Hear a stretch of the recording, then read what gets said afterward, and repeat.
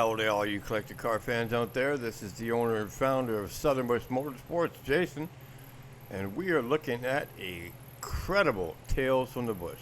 This is my infamous 1 million views, 302 car found in a cow barn in Texas. This is the untold story of exactly what happened. So I was actually in Texas looking at some cars that were out in the desert there, and I actually driven to this area because I was told that there were some crazy cool cars out there. So I packed up my van, packed up my dog, made an incredible trip out there. Now, you see these cars right here. Now, obviously these cars have been stuck in this building for a long time. There's so much pigeon poo and stuff on these cars, but the untold story about it all that I never told in the very beginning, because I didn't expect that video to get a 1 million views. I mean, holy crud. I was just doing my job, but this is where we're at right now, so let's talk about it. I was out in the desert. I was looking at these cars.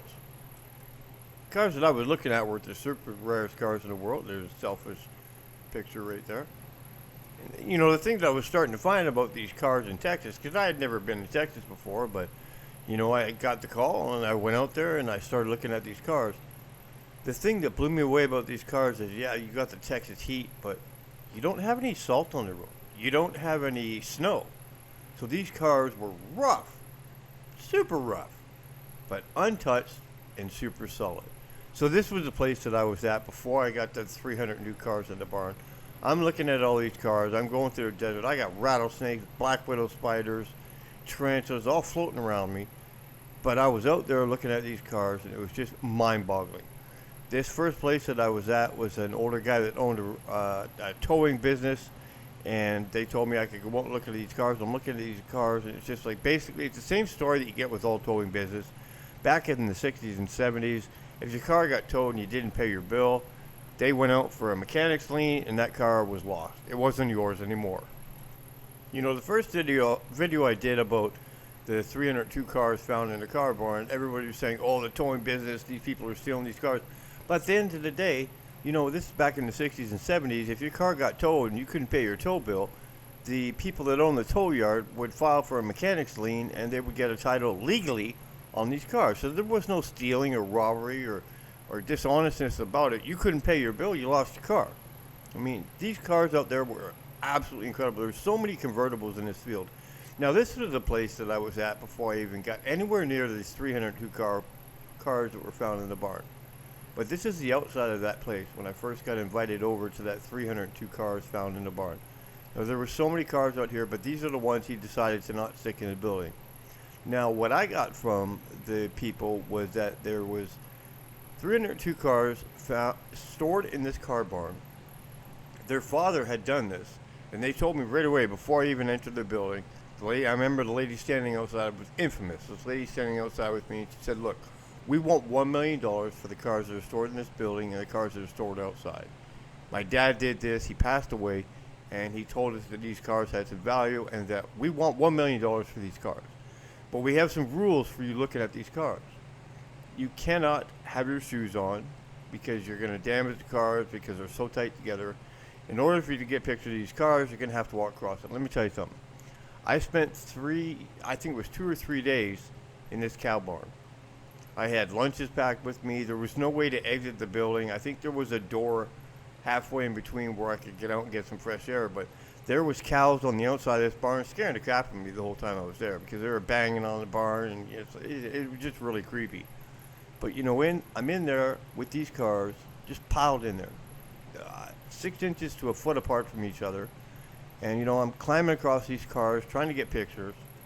It was scary and it was a lot of work, but I had my lunches packed with me, my water packed with me. There's a nice Camaro sitting there packed and going. I don't even know how this guy got these cars in there. He must have pushed them in with a tractor. It's just mind-boggling. 302 cars packed in one cow barn. The cow barn was like a quarter of a mile long. And every single place I went to, every nook and cranny, there was just cars packed in like you wouldn't believe. And, look at those Chevelles sitting right there, El Caminos. I mean, it was just mind-boggling what was in this place. So many convertibles, I couldn't even tell you. There was just so many times where I just said, screw this shit. It's not worth it. I got cuts all over me. I'm black and blue. I'm so dirty. I'm dehydrated. There's so much dust in there. I mean, you can tell that these cars got so much dust on them, but there wasn't any super rare cars in there. There wasn't any Yanko Camaros or Hemi or six-pack cars or anything like that. But the one thing that this building had was cars that were completely untouched. Nothing had ever been done to these cars. They were totally stock, original paint, original tires, original interior, original everything. And for me, the value is in that, because these cars are super solid. Nothing's ever been done to them. There's some few rough cars in there. Some of these cars look like they were bought at auction. You can see numbers on the windshields and stuff. I think at one point the reason they put the numbers on the windshields is that somebody went in there and tried to count all the cars to figure out how much they were all worth and stuff. You can see the number right there. But look at that car. That car is rough, but look at how solid that bugger is. That car is super solid. If you wanted to restore a car like this right here, this convertible Firewood, right? 60% of the restoration is in the bodywork and spending the money on the bodywork. There's a row of Corvettes right there. But if you can save the money on the bodywork, well, man, you got a car right there. But, these were just daily driver cars that people couldn't pay their tow bill on, and they got picked up. I mean, there were so many nooks and crannies in this place. It was absolutely incredible. When I first posted this video of the 302 cars in the cow barn, I didn't expect it to get 1 million views. Like, my God, I did not expect it. The video was actually kind of crappy because I didn't have the proper microphone. I didn't really know what I was doing when I started doing this Tales from the Bush on YouTube. But you know what? This was one of the biggest events of my career as the owner of Southern Bush Motorsports. Look at these cars. Mach 1 Mustangs, Fastback Mustangs, Mustang convertibles, Cudas, AAR Cudas. Like, just everything was in this building because these were cars that people drove in the day. That was a really tough aisle to get through. So that's what the aisle looked like trying to get down. These cars, look at them. They're like 6 inches apart. It was so tough getting through these cars, but once I was in, I was in. When you're all in, you're all in. I mean, these look at that. Not super rare cars, not even desirable cars. But good God, not a thing's been taken off that car. Completely untouched, original paint, unrestored, super solid cars. Like, this is the stuff that dreams are made of. I mean, that car right there got into an accident. The guy didn't come pick it up. Insurance didn't pay for it, but bang, there you are. That car right now, oh man, I'm going to take it. I'm going to take it all day long. What makes these cars so attractive is that they're completely rust-free. So all of the money that would be spent in bodywork and all the time that would be spent in bodywork, it's eliminated. Like I said, these aren't super rare cars, but the fact of the matter is that, look at that 69 Chevelle. That didn't even look like much, but that's actually an SS 396 Chevelle 4-speed car. But it's an El Camino, so, it's not really considered a Chevelle, it's an El Camino. These are really cool cars. Like, look at that Cougar convertible. Look at all those cars right there. They were just piled in, and the thing is that these cars were completely untouched, and that's what made it so attractive to me. But it was tough getting through these cars because you look at that right there.